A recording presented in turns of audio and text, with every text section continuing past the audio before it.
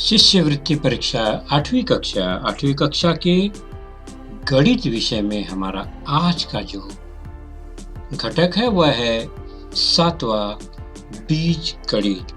और इस बीज गणित के अंतर्गत हमारा जो मुद्दा टॉपिक है वह है 7.1 बैजिक व्यंजक। बैजिक व्यंजक का अर्थ हमने अपने कक्षा अध्यापन में जाना है, फिर भी उस पर एक छोटी सी चर्चा करेंगे। जब भी किसी गणितीय व्यंजक में संख्या के स्थान पर अक्षर का प्रयोग किया जाता है तब वह व्यंजक बैजिक व्यंजक या राशि कहलाता है। मतलब संख्या के स्थान पर अक्षर दिखाई देता है बैजिक व्यंजक में। जब किसी बैजिक व्यंजक में केवल गुणा की ही क्रिया होती है, यानी बैजिक व्यंजक है उसमें जो घटक है उनमें गुणा की ही क्रिया है, तब वह राशि पद कहलाता है। जैसे ये x और y दो बैजिक व्यंजक हैं, उनमें गुणा करने पर xy बन जाता है, तो xy क्या है? एक पद है। उसी प्रकार 4 और y का गुणनफल 4y कहलाता है, तो 4y जो है ये एक पद है। x गुणे 5 5x हुआ, यह भी एक पद है। तो पद में आप देख रहे हैं एक चर है या चरांक है और उसके साथ किसी न किसी दूसरे चरांक अथवा या किसी संख्या जिसे गुणांक कहते हैं उसका गुणा हुआ है। अब यहां पर अगर पद की संख्या के अनुसार देखिए तो ऊपर के उदाहरण में एक एक पद है। गुणा के रूप में जो भी गुणनफल प्राप्त होता है वो एक ही सिंगल पद होता है, तो ऐसे राशि को एक पदी बैजिक व्यंजक कहा जाता है।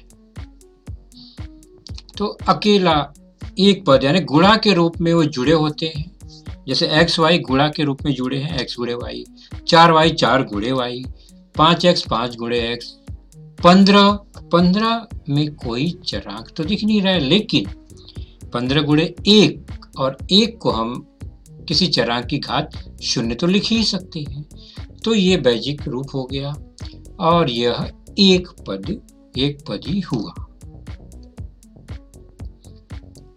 तो बैजिक व्यंजक में गुणा के रूप में अगर पद जुड़े हुए हैं एक दूसरे से तो वो एक पद ही होता है, लेकिन जब वो बैजिक व्यंजक जोड़ या घटाने के रूप में जुड़े होते हैं भिन्न भिन्न चरांक के रूप में, तो उसमें एक से ज्यादा पद हो जाता है।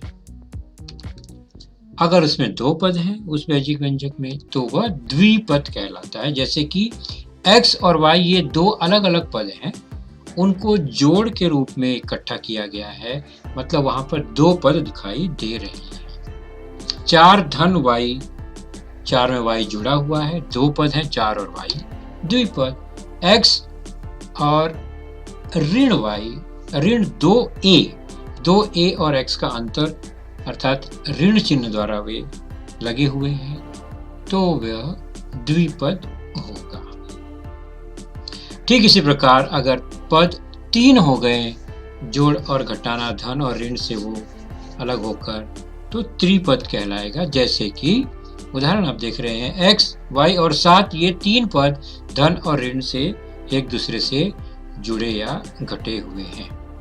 a 4 और y ये 3 पद है तो त्रिपद है। यहाँ पर x की घात 2 ऋण 2a धन 4 यह भी त्रिपद है।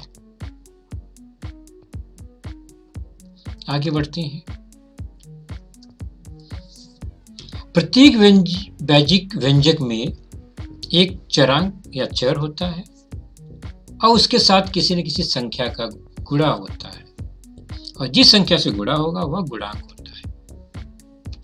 जैसे कि x ये केवल चर है, लेकिन एक x है वो 1 गुणे x है, इसलिए यहाँ पर गुणांक जो है 1 है और चरांक तो x है ही है।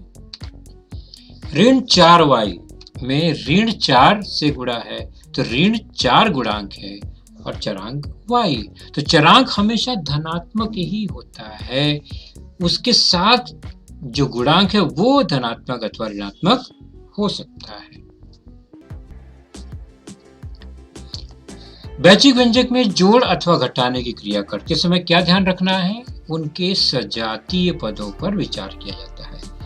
मतलब उसके जो चरांक है वो समान होना चाहिए जोड़ते अथवा घटाते समय पदों के, और उनके घातांक भी, चरांक के घातांक भी समान होने चाहिए, तभी वो सजातीय पद होते हैं। जैसे कि यह त्रिपद है, 3 पद दिखाई दे रहा है इसमें, लेकिन 2 चरांक है x और y, जिसमें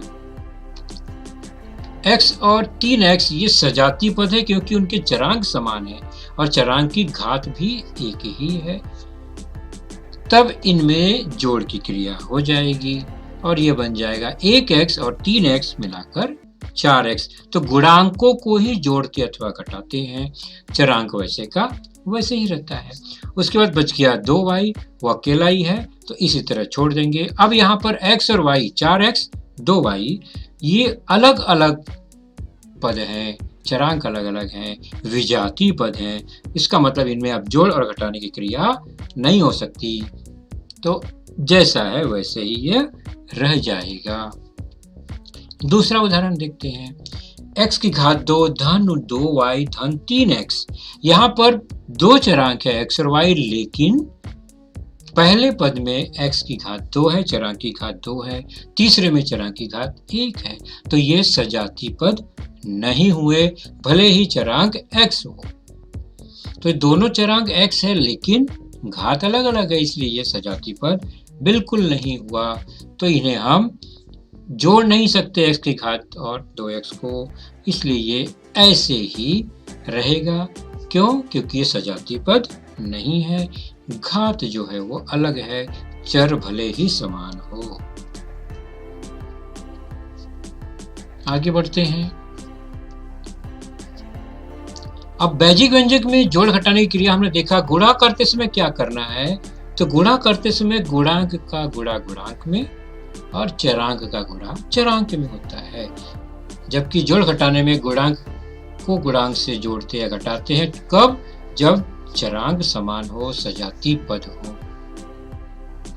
तो गुणांकों का गुणांक में गुणा करते समय और चरांक का चरांक में गुणा करते समय हम, अगर चरांक समान है तो घातांक के नियम का प्रयोग करते हैं, समान नहीं है तो भी घातांक के नियम का ही प्रयोग करते हैं। जैसे कि x गुणे 2y गुणे 3x। यहाँ पर हम देखते हैं तो गुणांक क्या क्या है? तो 1, 2 और 3 ये गुणांक है और x, y और x ये चरांक है। गुणांकों का गुणांक में गुणा, चरांकों का चरांक में गुणा। इस तरह से यह गुणा करने पर 6 आया गुणांकों में, और चरांकों में ध्यान से देखेंगे तो 2 चरांक समान है, तो उनमें x और x में गुणा होकर घातांक का नियम लगेगा, तो x की घात 2 हो गया और y अकेला ही रह जाएगा। इस तरह से गुणनफल आया 6, x की घात 2 y। तो ये वैश्विक व्यंजक में गुणन की क्रिया हुई। अब हम कुछ उदाहरण देखते हैं और उसमें समझने का प्रयास करते हैं। यदि ax है, a बराबर x, b बराबर x ऋण 5 है तथा c बराबर x धन 3 है, यानी a, b, c के अलग अलग मान यहाँ है, तो 3a धन 2b ऋण 5c का मान कितना होगा? ऑप्शन दिया गया है, जो सही होगा उसे हम चुनेंगे।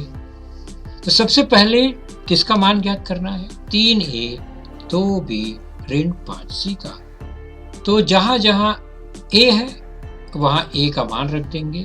a का मान है x, b का मान b के स्थान पर जो कि x ऋण 5 के बराबर है, ऊपर प्रश्न में दिया गया है, और c जो है उसका मान यहाँ सी में रख देंगे जो कि x धन 3 के बराबर है। मान रखने पर क्या होगा, 3 a की जगह पर x, पहला पद हो गया, धन 2b, 2 गुणे b के स्थान पर क्या है x ऋण 5, तो उसे हमने लिख दिया ऋण 5, c कितना है x धन 3, वह भी हमने लिख दिया। कोष्टक में लिखेंगे क्योंकि पद अलग है। कोष्टक तोड़ने के बाद चिन्ह को व्यवस्थित करने के बाद क्या मान आएगा, 3 गुणे x, 3x हो गया। 2 से कोष्टक के अंदर x ऋण 5 से गुणा करेंगे तो 2x ऋण 10 हो गया, 2 1 कम 2 और 2 5 10, 2x ऋण 10, बाहर धन है, धन चिन्ह के कारण अंदर का चिन्ह वैसे का वैसे ही रहेगा। अब यहाँ पर ऋण 5 से गुणा करना है x में, ऋण 5 गुणे x ऋण 5x और ऋण 5 गुणे धन 3 ऋण 15। इस तरह से यह कोष्टक तोड़ने के बाद ऋण 5x ऋण 15 हो गया। अब यहाँ पर हम क्या करेंगे, सजातीय पदों को इकट्ठा करेंगे क्योंकि जोड़ना अथवा घटाना है। तो 3x एक, उसके साथ 2x दूसरा, दोनों सजातीय हैं, और ऋण 5 को भी साथ में ले लेते हैं, वो सजातीय हो गए, चरांक x घात भी 1, और बच गए ऋण 15 और इधर ऋण 10 भी है, उन्हें एक साथ रख लिया हमने। तो इस तरह से इनको जोड़ेंगे, 3 2 5 और ऋण 5, 5 और ऋण 5x ये एक साथ हो गए, और ऋण 15 ऋण 10 ऋण 25 हो गया। दोनों विपरीत हैं, कट के 0 हो गए, बचा ऋण 25, और हमारे लिए यही उत्तर हुआ जो कि पहला ऑप्शन है ऊपर। तो पहले ऑप्शन को चुनेंगे और पेन से उसे डार्क कर देंगे। इस तरह से ये पहला हल हमें प्राप्त हुआ। आगे देखते हैं दूसरा उदाहरण। एक व्यंजक है 4a धन b की विपरीत संख्या व 5a ऋण 2b की विपरीत संख्या, यानी दोनों जो व्यंजक है उसकी विपरीत संख्या का योगफल कितना होगा। तो पहले विपरीत संख्या लेना है इनका, फिर उनका योगफल कितना आएगा ये बताना है। ऑप्शन दिया गया है, जो भी सही होगा उसे हमें चुनना होगा। तो सबसे पहले दोनों जो संख्या दी गई है वह लिखेंगे, 4a धन b पहली, उसकी विपरीत संख्या मतलब उसके आगे ऋण चिन्ह लग जाता है। विपरीत संख्या में अंतर क्या है, तो विपरीत संख्या का चिन्ह अलग अलग मतलब एक धनात्मक है तो उसका ऋणात्मक होगा, ऋणात्मक है तो उसके विपरीत का धनात्मक होगा। तो यहाँ 4a धन b, इसकी विपरीत संख्या निकालनी है, मतलब कोष्टक में लिखकर इसके आगे ऋण लगा देंगे। तो यह जो ऋण 4a धन b हुआ, यह 4a धन b की विपरीत संख्या हुई। ठीक उसी प्रकार 5a ऋण 2b, इसकी विपरीत संख्या लेंगे तो माइनस लग जाएगा बाहर, और इस तरह से विपरीत संख्या हो गई। अब प्रश्न में कहा गया है ये विपरीत संख्याओं का योगफल, ये दोनों विपरीत संख्या और हमें क्या करना है, योगफल प्रश्न में लिखा गया है। तो इन्हें हम बगल बगल में लिखेंगे सीधे सीधे और कोष्टक तोड़ देंगे जोड़ने के लिए। इनका योगफल ऋण से गुणा होगा, कोष्टक के अंदर का चिन्ह बदल गया, ऋण 4a ऋण b हो गया। उसी प्रकार 5a ऋण 5 हो जाएगा, ऋण 2b धन 2b हो जाएगा, क्योंकि कोष्टक के बाहर ऋण है, ऋण से गुणा हो रहा है। अब सजातीय पदों को इकट्ठा करेंगे तो ऋण 4a ऋण 5a a एक साथ और ऋण b धन 2b एक साथ, हल करने पर आ गया ऋण 9a और धन 2b, 2b में से b घटा तो b आया। इस तरह से ये ऋण 9a धन b हमारा उत्तर हुआ, जो कि पहला ऑप्शन है। पहले को ही चुनेंगे फिर। तो इस तरह से यह उत्तर मिला। अगला उदाहरण देखते हैं। 1/a ऋण b धन 1/b ऋण a बराबर कितना? ऑप्शन यहाँ पर दिखाई दे रहा है। कौन सा सही होगा यह देखेंगे, पता करेंगे और उत्तर चुनेंगे। तो ऐसे प्रश्नों का यानी a माइनस बी और b माइनस ए प्रश्न में लिखा गया है, इसका अर्थ समझ लेंगे तो हमें आसानी से हम हल कर पाएंगे बिना ज्यादा गुणा भाग किए। तो पहली विधि लेते हैं निरीक्षण द्वारा। हम कुछ उदाहरण लेते हैं, जैसे 3 ऋण 5 और 5 ऋण 3, ये उदाहरण लेते हैं। दोनों के मान में क्या अंतर है? 13 ऋण 5, 5 ऋण 13, हमने उल्टा कर दिया। क्या अंतर है? a ऋण b और b ऋण a, क्या अंतर है? तो पहले उदाहरण देखते हैं। 3 ऋण 5 का मान ऋण 2 होता है, तो 5 ऋण 3 का मान धन 2 होता है। 13 ऋण 5 का मान 8 हुआ, तो 5 ऋण 13 का मान ऋण 8 हुआ। उस हिसाब से अगर हम दो संख्याओं को उलटकर अंतर निकालते हैं तो वो विपरीत संख्याएं हो जाती हैं। जैसे कि यहाँ देख रहे हैं 3 ऋण 5 और 5 ऋण 3 का मान विपरीत है। ठीक उसी प्रकार 13 ऋण 5, 5 ऋण 13 का मान भी विपरीत है। तो इससे हम निष्कर्ष पर पहुंचते हैं कि a ऋण b और b ऋण a ये दोनों एक दूसरे के विपरीत ही होंगे हमेशा।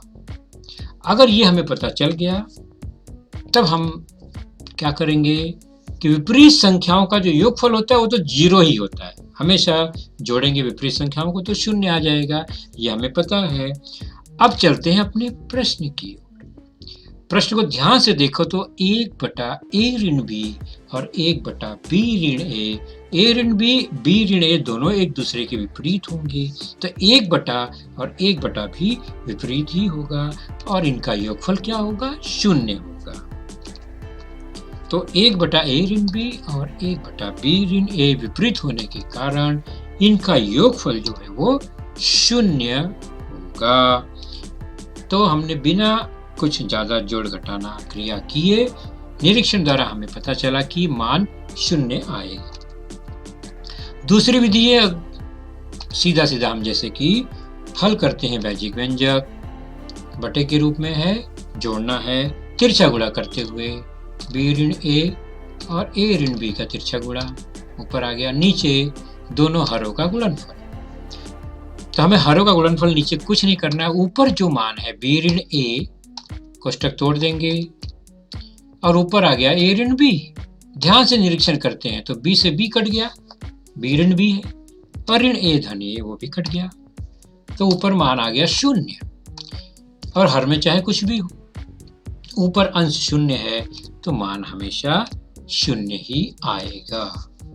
तो इस तरह से दोनों विधि है, आपको जो विधि आसानी से याद हो जाए उससे हल कीजिए। निरीक्षण द्वारा अगर हम हल करना सीखें तो जल्दी हल होगा। मान आ गया 0, तो जब 0 ही मान आ रहा है तो ऑप्शन में हमारे लिए चौथा ऑप्शन है, उसे हम चुन लेंगे, चौथा। बहुत अच्छा, आगे बढ़ते हैं, चौथा उदाहरण देते हैं। प्रश्न है 3x धन 7 एक सम संख्या है। इसको भी बहुत ध्यान से समझकर निरीक्षण पे ही आधारित है ये। तो 3 धन 7 एक सम संख्या है, तो x का वर्ग क्या होगा? 3x धन 7 सम है तो x का वर्ग क्या होगा? तो पहले x क्या होगा ये पता करना होगा, फिर उसका वर्ग क्या होगा हम निरीक्षण द्वारा ही करेंगे। ऑप्शन में जो भी है, क्या वो x विषम संख्या होगी? नहीं, x का वर्ग विषम होगी या x का वर्ग सम, या अभाज्य संख्या है या सम अभाज्य होगी। क्या x नहीं, x का वर्ग। सबसे पहले हम जो संख्या दी गई है उसका निरीक्षण करते हैं। 3x धन 7 ये सम संख्या है, सम है बराबर। और अगर अधिक ध्यान से देखें तो वो सम कब बना है? जब उसमें एक विषम संख्या 7 जोड़ा गया है, तो 7 तो विषम है और उसमें 3x जोड़ने पर ये पूरा सम बन गया। तो विषम में अगर हम विषम जोड़ेंगे तो क्या होगा? विषम में जब विषम जोड़ते हैं तभी सम संख्या आता है। इसका मतलब 3x भी क्या है? विषम ही होगा। जैसे कि 3 में 3 जोड़ेंगे तो 6 आता है, 5 में 5 जोड़ेंगे तो 10 आता है, 5 में 3 जोड़ेंगे तो 8 आता है, यानी 2 विषम जोड़ेंगे तो ही सम आएगा, अगर एक विषम है तो इसका मतलब 3x भी विषम हुआ। तो हमने निरीक्षण से पता किया 3x विषम है। अब यहाँ पर x में 3 का गुणा है, तो 3 तो विषम है। तो किसी विषम संख्या में किससे गुणा करने पर विषम आएगा, यह सोचने की बात है। तो x क्या होगा? निश्चित है कि विषम में विषम से गुणा करेंगे तो ही विषम संख्या प्राप्त होती है। जैसे कि 3 में 5 से गुणा करेंगे तो 15 मिलता है, 3 में 7 से गुणा करेंगे तो 21 मिलता है, 3 में 3 से गुणा करेंगे तो 9 मिलता है। तो विषम में विषम से गुणा करेंगे तो ही विषम मिलता है। तो यहाँ पर x क्या हो गया? विषम हो गया। और विषम संख्या है तो विषम संख्या का जो वर्ग होता है वो हमेशा विषम ही आएगा। 3 का वर्ग 9, 5 का वर्ग 25, 9 का वर्ग 81, तो विषम का वर्ग विषम ही होता है। तो प्रश्न में पूछा गया है x का वर्ग क्या होगा? चूंकि x विषम है तो उसका वर्ग भी विषम होगा। तो उत्तर में विषम संख्या आएगा x का वर्ग, जो कि पहला ऑप्शन दर्शाता है हमारे लिए। तो पहले को ही चुनेंगे। आगे बढ़ते हैं। 5वां प्रश्न है, कुछ व्यवहारिक शाब्दिक प्रश्न है। उसका उपयोग बैजिक व्यंजक में किस तरह से होता है देखेंगे। रिया व उसकी 4 सहेलियों की आयु की औसत 24 वर्ष है। तो रिया है और उसकी 4 सहेलियां हैं। उनकी आयु लिखी गई है 3m ऋण 2, 2m धन 7, 4m ऋण 7, 3m, 2m धन 2। ये 5 आयु है अलग अलग, उनमें m का मान ज्ञात करना है। क्या होगा? हल करने पर देखते हैं। सबसे पहले ध्यान क्या रखना है, कुल कितने व्यक्ति हैं? तो रिया और 4 सहेली मिलाकर 5 लोग हैं। मतलब एक रिया और 4 सहेलियां, 5 व्यक्ति। औसत आयु कितनी है? तो वो 24 है, पांचों की। इसका मतलब कुल आयु कितना होगा? औसत अगर 24 है 5 लोगों का, तो कुल होगा 24 गुणे 5। तो कुल व्यक्ति और औसत आयु मिलाकर उनका गुणा कर देंगे तो हमें सभी का योग टोटल मिल जाएगा, जो कि यहाँ पर 24 गुणे 5 120 वर्ष होगा। यानी पांचों की आयु मिलाकर 120। अब पांचों की आयु मिलाकर 120 होगा और पांचों की आयु अलग अलग जो दी गई है वो बैजिक व्यंजक के रूप में है। इस तरह से 5 के पांचों को मिलाकर यानी पांचों को जोड़ने पर हमें 120 मिलना चाहिए। तो इस तरह से यह एक समीकरण का रूप बन गया। कोष्टक तोड़ते ही हमें 3m ऋण 2m, फिर 2m धन 7m, 4m ऋण 7 धन 3m, धन 3m धन 2। इस तरह से कोष्टक को हटाने पर हमें यह एक सरल रूप मिला। सजातीय पद जो है 3m, 2m, 4m, 3m, 3m, उनको इकट्ठा कर लेते हैं। तो 3m धन 2m, 2m धन 4m, धन 3m, धन 3m। और दूसरे जो गुणांक है यानी ऋण 2, धन 7, ऋण 7, धन 2, इन्हें भी हमने एक साथ ले लिया। सजातीय पदों को इकट्ठा करते हैं तो क्या मिलता है? गुणांक जो है वो तो कट गए, 0 हो गए। चरांकों वाले पद जो है यानी बैजिक व्यंजक, उनको जोड़ने पर 15 मिला, वो 120 के बराबर होगा। तो m बराबर भाग दे देंगे 120 में, 15 से 8 आएगा। तो m का मान 8 हुआ, जो कि प्रश्न में पूछा गया है। ऑप्शन में तीसरा सही है। तीसरे को हमने चुन लिया। आगे चलते हैं, एक सरल सा उदाहरण भी लेते हैं। ये सब परीक्षा में आए हुए प्रश्न हैं जो अभी हमने हल किए।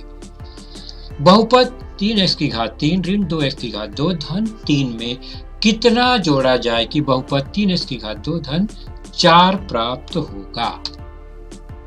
एक बहुपद दिया गया है, उसमें क्या जोड़ा जाए कि यह दूसरा बहुपद जो है वो मिल जाए। ऑप्शन दिया गया है, कौन सा सही होगा वो हम अब चेक करते हैं। तो ये बहुपद है, इसमें क्या जोड़ा जाए हमें पता नहीं है, और मिलना क्या है 3x की घात धन 4। इसका मतलब अब पक्षांतर करते हुए हम हल करेंगे। तो जो योग है उसमें से वो बहुपद घटा देंगे जिसमें हमें जोड़ना है। तो घटाएंगे मतलब यहाँ ऋण का चिन्ह आ जाएगा।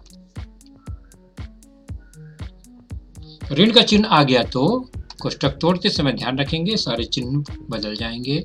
3x धन 3 ऋण हो गया, ऋण 2x घात 2 धन हो गया, और धन 3 ऋण हो गया। ऋणात्मक होने के कारण अब सजातीय पद क्या क्या है, 3x की घात 2 धन 2x की घात 2 मिलाएंगे तो 5x की घात 2 हो गया। उसी प्रकार 4 और ऋण 3 हो गया 1, बच गया ऋण 3x की घात 3। यह उत्तर होना चाहिए, लेकिन बैजिक व्यंजक के चरांक जो है उसके घातांक के क्रम में नहीं रखा हमने। तो बढ़ते क्रम अर्थात बढ़े हुए क्रम को पहले और उसके बाद घटते क्रम में उसको लिखेंगे। तो सबसे बड़ा घातांक है ऋण 3x की घात 3, घात 3 जो है पहले, फिर घात 2 इस क्रम में है। तो यह सही क्रम हो गया और इस रूप में लिखा गया व्यंजक है तीसरा। तो तीसरा ऑप्शन हमारा सही हुआ। तो इस तरह से यह प्रश्न भी हल हो गया बैजिक व्यंजक का। हमारा अगला जो टॉपिक होगा इसी घटक से होगा, घटक 7वां बीजगणित, जिसमें हमारा मुद्दा होगा 7.2 सर्वसमिका आइडेंटिटीज। और अगर आपने चैनल सब्सक्राइब नहीं किया है तो एक बार जरूर सब्सक्राइब करें। तो बच्चों, आपने देखा आज का लेसन, उसके प्रमुख मुद्दों को ध्यान से बार बार दोबारा देखकर समझने का प्रयास कीजिए, क्योंकि एक बार देखने पर किसी को भी वो पूरा मुद्दा समझ में नहीं आता। तो जैसे ही हम 2 बार 3 बार देखेंगे तो हमें वह समझ में आने लगेगा। और इसके आगे की जानकारी जो होगी बच्चों, वह निश्चित ही हमारे अगले वीडियो में होगी। तो उस वीडियो को देखने के लिए, उसकी सूचना प्राप्त करने के लिए जो नीचे सब्सक्राइब का बटन होता है उसे ज़रूर प्रेस कीजिए और नोटिफिकेशन ऑन रखिए, ताकि जैसे ही हमारा लेसन चैनल पर डाला जाएगा आपको वह तुरंत प्राप्त होगा। तो अपना ख्याल रखिए, सुरक्षित रहिए। Thank you.